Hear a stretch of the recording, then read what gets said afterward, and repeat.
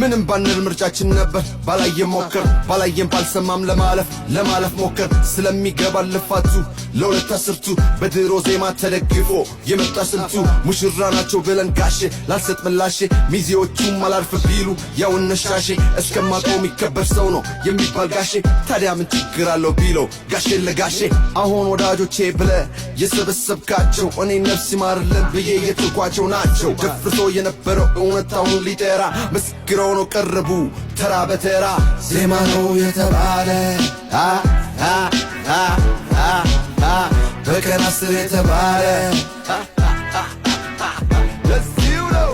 አፈመስኩት የተባለ